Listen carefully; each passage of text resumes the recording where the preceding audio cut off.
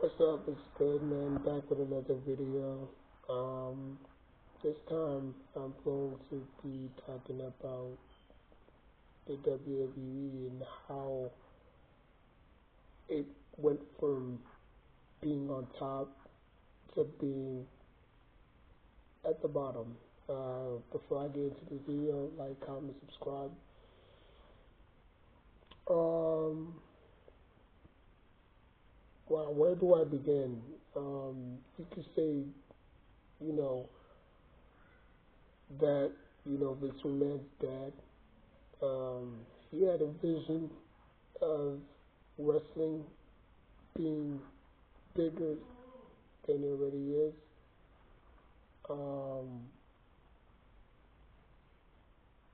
Now, obviously, he passed away, and, you know, um, the company was, um,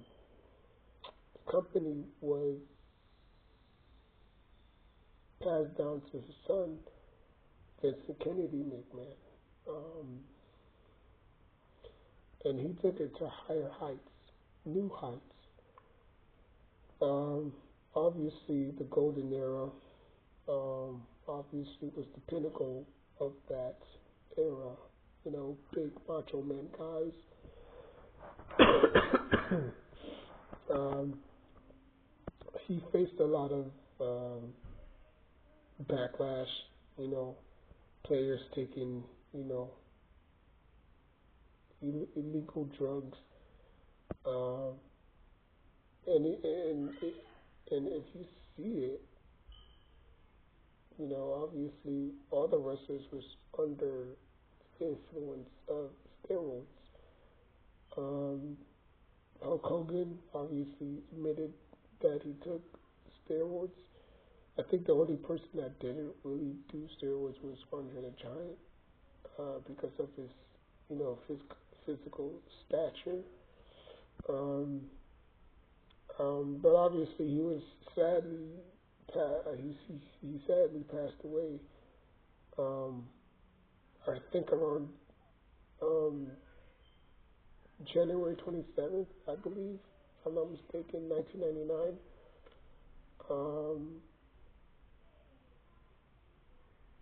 He was their biggest attraction outside of Hulk Hogan. When those two squared up at WrestleMania, it blew the house off. It blew the house off. And then after that, a lot of people got old. And they needed, a change. It issued, here came the Attitude Era, which, Paul Heyman said it was a ripoff from him. Even Eric Bischoff, who was controlled by WCW at the time, said it was a knockoff by him. This man stole his idea, because way before the Attitude Era, you had WCW and ECW, and they both basically did the exact same thing, just like hardcore wrestling, but I think ECW was just more brutal with their environment, and, Paul Heyman, said this man stole his idea, and he took his and Eric Bischoff's idea, just combined it into two, or into one actually, and created the Attitude Era,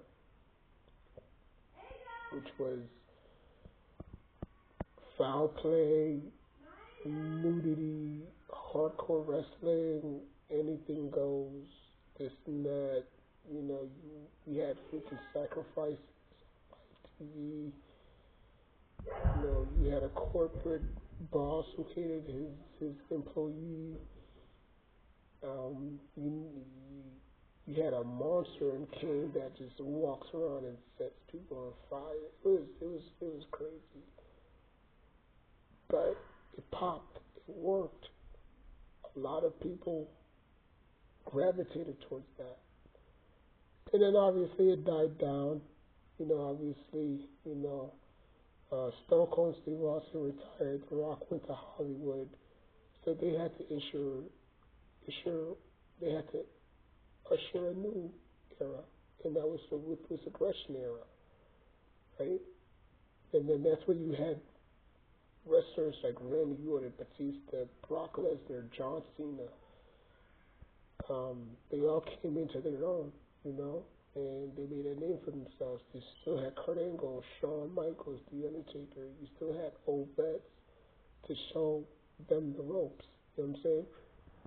And then after that, that died down too. And then, from there on out, it was just bad, you know.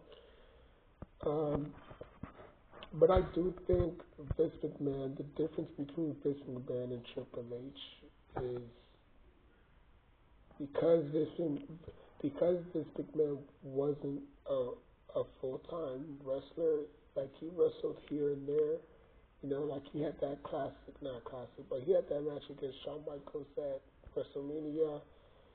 He also, wrestled Hulk Hogan at WrestleMania. So he had a few matches. He actually won the ECW champion, which was hilarious. He actually won the World Wrestling Federation champion, which he had to drop like the next following, week. Not really drop, but he excluded himself from the competition because he didn't want Stone Cold to be champion. But I would say the difference between Triple H and Vince McMahon is that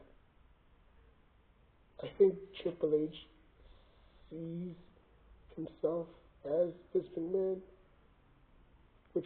which not in that aspect, because I know Vince right now, Vince is in a lot of legal trouble, but just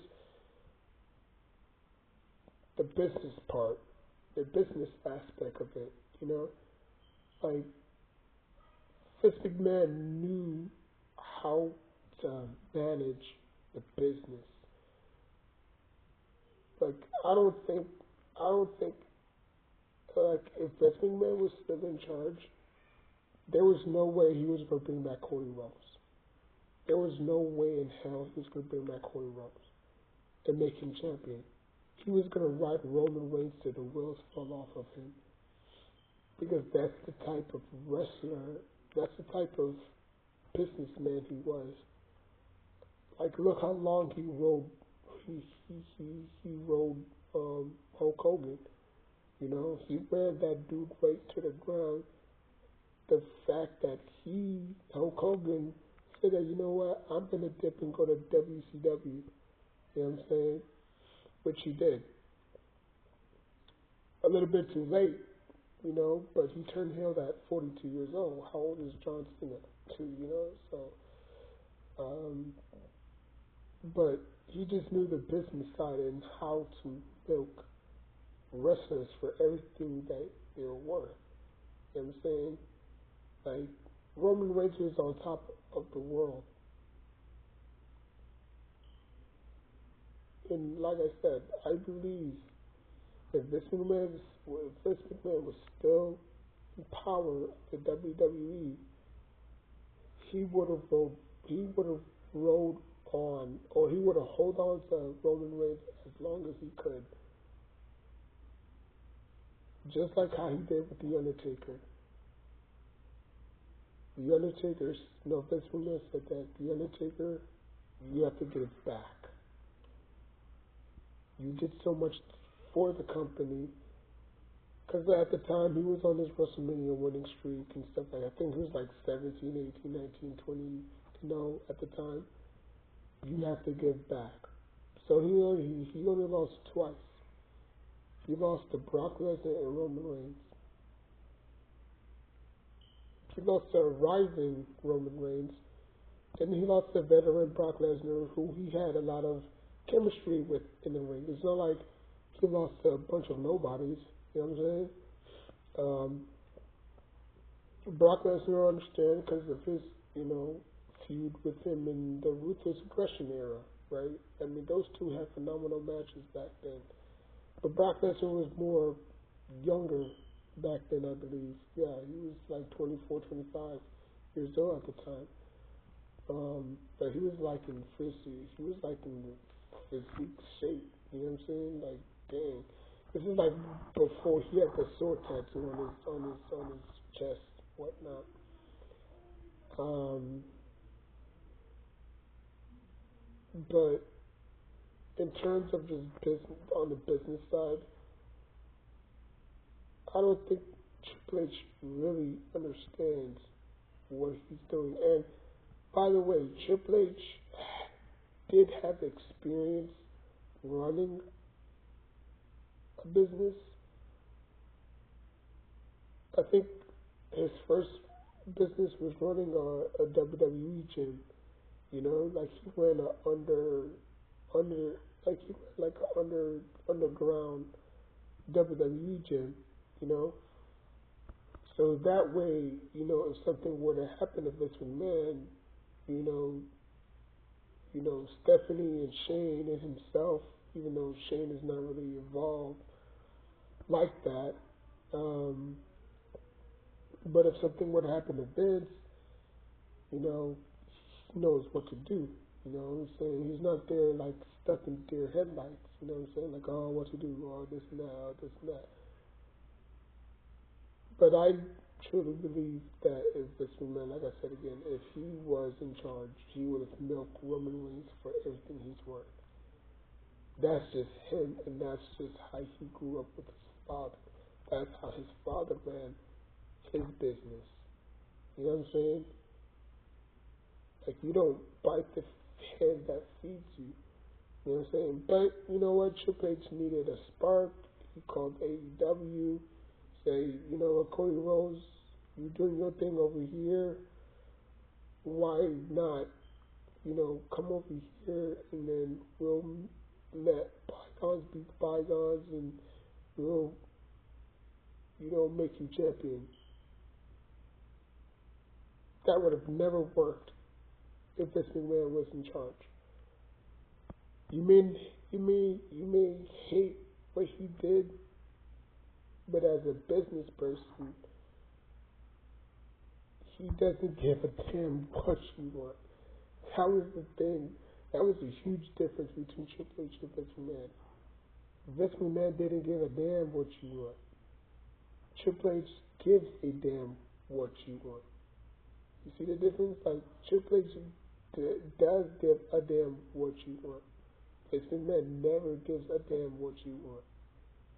He was never a people pleaser. And I was, not just, but like a few years ago, I think it was last year, I was watching Vince McMahon's documentary on how everything just unfolds. You know? From his time with his dad and, you know, obviously that neglect that his dad never showed him. I guess that kind of, you know, did something to him, you know. You know, even when his passing came, he understood, like, his business was mine now, you know. Like, even though I miss my dad, you know, he never showed that affection towards me, but, you know, because Vince McMahon was very young at the time, you know. He was doing commentary work, you know. I guess the guy who was doing commentary before Vince McMahon wanted more pay in his salary. Vince McMahon said that, you know what, son, get your headphones, go out there. And he said, and Vince McMahon said that, what about the guy that wanted more money? Do you want the job or not? And he said, okay, I get it, you know. So it was basically next man up mentality, you know. So I'm not saying that Triple H is not doing a bad job, but the way that he's booking these matches and like, I don't know, man. I mean, the two GMs are not even that good at their job. Even though they're both ex wrestlers, Adam Pearce and what's his face? Um, I forgot the other person. I forgot the other dude's name, but yeah, they were ex WWE wrestlers. You know, um, but um, it, it's crazy. I mean, it's crazy. And you got all these females coming up saying that this man did something malicious and vile to them and stuff like that. And you start seeing women just start popping up left and right. So he had to sell his company to TKO or whoever he sold it to.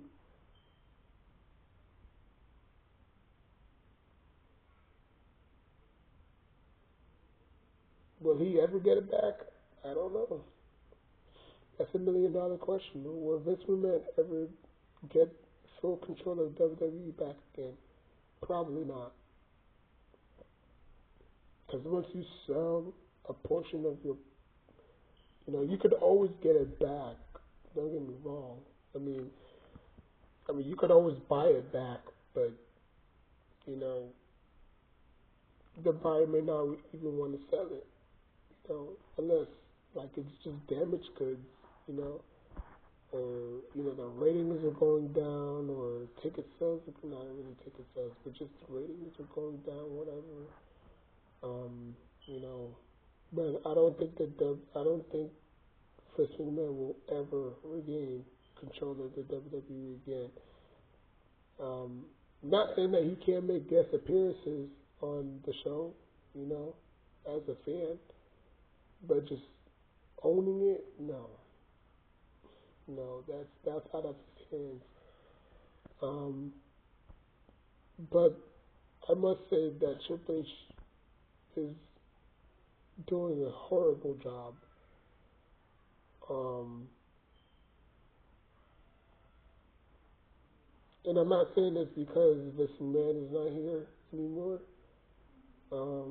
But I'm just saying this as a business person. He just doesn't get it. You know, you out there to make matches. It may not be 5-star matches all the time, but you're out there to make matches. And I remember, what was it, SmackDown versus Raw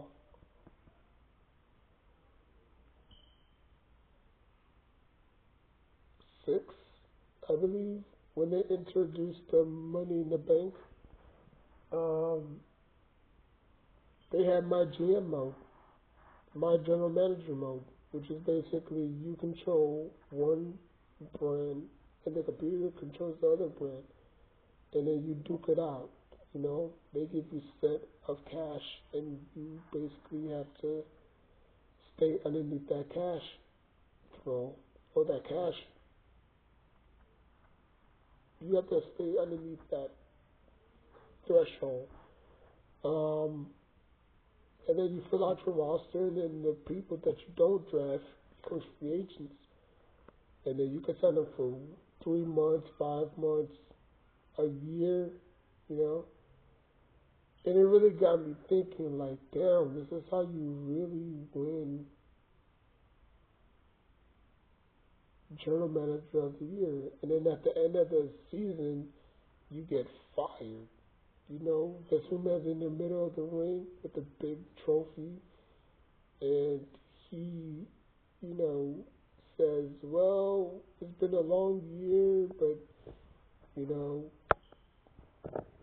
the general manager with the most views, the most matches, or the most stars in their matches, because they did the star, you know, they did the Star sequel, or not sequel, they did the Star logo, like every match had a star in it. Um, and then you had the options to, rewind your matches, basically just putting the same matches out over and over and over again, which was a bad thing, by the way, because most of my stars were hurt. I couldn't even get enough for the Royal Rumble. I didn't have enough stars for the Royal Rumble or superstars for the Royal Rumble. I literally had to sign like 3 or 4. And this was like when the game came out, you know. So it kind of put me in a position of a general manager. It's like, damn, this is really hard, you know. But now on 2K17, it's like everything is just tailor-made. Everything is just set out there. You don't have to do too much, which sucks. That's what I was saying in my last video.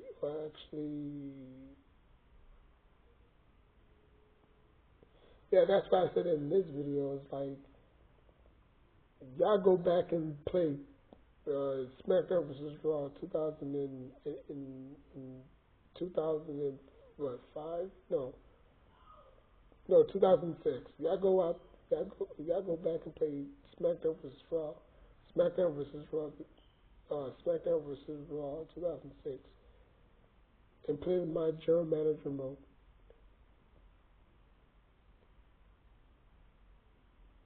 Like, that junk is not easy. It's not, unless you play it smart and you know what you're doing, But if you don't know what you're doing and you're just putting on matches and you're losing in the ratings and you're losing your star ratings, you're gonna get fired at the end of the season. At the end of the season, you're gonna get fired. And if you win the trophy, then you win the trophy, and then you unlock a few other, players or superstars, and you get a full boat of cash. And then if you want to do the whole thing again, you can from scratch, And then the credit scenes are gonna pop up, and then that's basically it, And then you get the general manager trophy locked in your trophy case. But to stay on track, I just think that Triple H, and I take that back. I don't think Triple H is trying to be Vince McMahon. I'll take that back. Because nobody can be Vince McMahon. Nobody. But I do think Triple H is trying his hardest to duplicate what Vince McMahon was trying to do. But it's just backfiring on him, he's constantly changing titles. He's not putting he's not putting the stars that need to be put over. WrestleMania, since The Undertaker is not there no more, it's like, we need Stone Cold Steve Austin to save us. We need The Rock, Cena. We need all these stars. That's not the stars. Well, I won't go that far, but, we need to rely on old stars to get a pop again, because we don't know how to create for ourselves. Like, I go back to the Attitude Era. Once everybody left during the Attitude Era, because they had a bundle draft, which is basically, or a bundle roster, which they had a bunch of ECW guys, and still they have their current, SmackDown guys, Raw guys. But the difference between the Attitude Era and the Ruthless Aggression Era was during the Attitude Era, that was it. They only focused on the stars. If you wanted to send a star, you was not going to get any playing time. Like the Godfather, you saw a lot. You saw the Hardys, you saw Edge and Christian. You saw, even the mid Carters. You know what I'm saying? You saw a lot of D'Lo Brown. You know, DX, but he barely got any playing time if he wasn't a nobody. That's why it was very hard to win championships in the Attitude Era because you had so much competition. You had The Rock Austin, you had Kane McMahon, Mankind, you had The Rock, you had Triple H, you know what I'm saying? You had Chris Jericho, you had The Undertaker, you know what I'm saying? You had the Big Show. Like, you had so much competition. It was hard for belts to stay on a specific person, unless he was Triple H, of course. It was hard for belts to stay on a specific person for a very long time because constantly belts changed from pay-per-view to pay-per-view, you know? So it's not like The Rock could have held on to the belt longer than Roman Reigns could because he couldn't, you know? He'll win it, he'll win it, like he'll win it today, lose it in the next two pay-per-views, or lose it that next pay-per-view, or he'll win it today, win it the next pay-per-view, then lose it again. So it was constantly, back and forth, like nobody could ever hold on to a belt longer than 223 days. That's when the Attitude Era just completely melted. And I'm not saying that in a bad way. I'm just saying like it was very hard for other stars to shine, because everybody was just fixated on Austin, Rock, you know? Like those two guys revolutionized wrestling, sold out in every arena, you know? But back to what I was saying, I think what the Ruthless Aggression did was they actually had to retool and revamp. And they did a very good job of it. You had your Brock Lesnar's, you had your Randy Orton, your Batistas, your John Cena. You had these young vets, or not young vets, you had these youngins ready to take control. When John Cena had that famous match against Kurt Angle and he slapped him, even though he lost the match, backstage Taker shook his hand and said, "Son, you got something special." And then John Cena, when The Undertaker walked away, John Cena looked at his hand like, "I'm never going to watch these again." This way. But I think the Attitude Era, not the Attitude Era, I think the Ruthless Aggression Era did a very good job of creating, of making new stars. I think the Attitude, no, not the Attitude Era, I think the Ruthless Aggression Era did a very good job of making new stars. The Attitude Era didn't really have to do that, because they already had stars established. When those stars was no longer there, Rock went to Hollywood, Austin retired, Kane was still there, Big Show was still there, Undertaker was still there, Shawn Michaels was still there, Kurt Angle was still there, Chris Benoit was still there, obviously. So you had a very good group of vets to mentor and to teach the young dudes who was there coming up,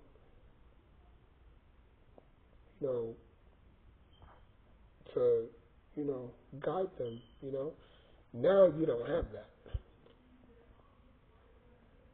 You don't have that. Like, they literally have to rely on The Undertaker, John Cena, The Rock, Austin, I mean, Austin is old, man. Austin is old. Um, I mean, if he does make a special against, or if he does make a special appearance at WrestleMania 41, I mean, will he get the same pop? Probably, but he's doing it for a younger audience, you know? I mean, it's not going to be the same when it was 23 years ago, you know?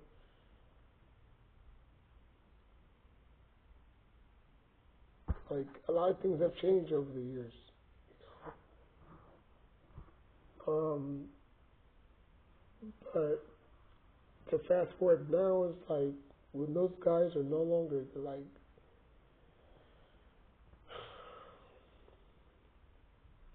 I don't think Triple H factors in, like, these guys can't wrestle forever.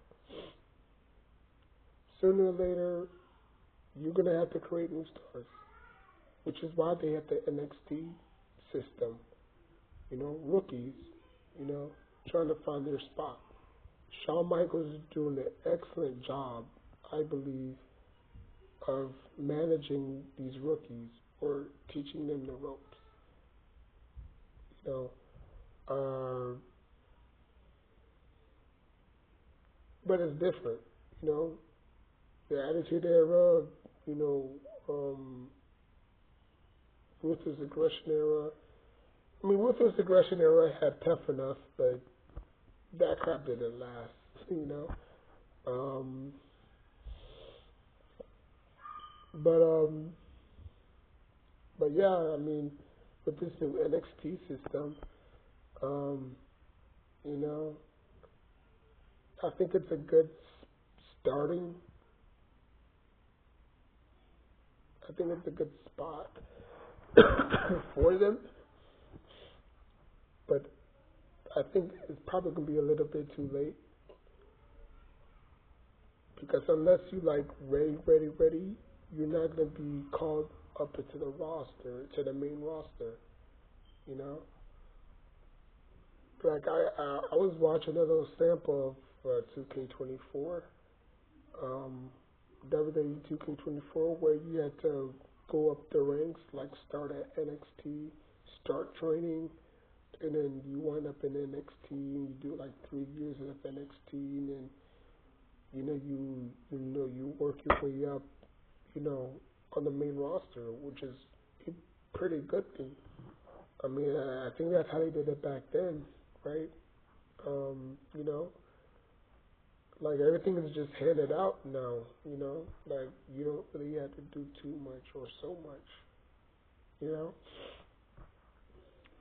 I mean, back then it was like win 3 or 4 matches and you get a title shot, you get a title opportunity. You know, you beat the champion in a non-title match, you get a title match for the next PLL, you know, or pay-per-view as they call it. I mean, now they call it PLL, whatever that crap is called. I still call it pay-per-view, but but yeah, you know, you win 3 or 4 matches, win a non-title match against the champion, and then next pay-per-view, you face him for the championship. But now everybody's just getting free passes, like it's you know, all you can eat buffet. You know, it's crazy. You know, but I guess you know you giving back to the business. I guess it's a little you know discount, whatever. Um, but let me know what y'all think. Do y'all miss Vince McMahon as on a business aspect, or do y'all think Triple H is doing a terrible or good or decent job? Like, comment, subscribe. Until next time, take care of yourself and each other.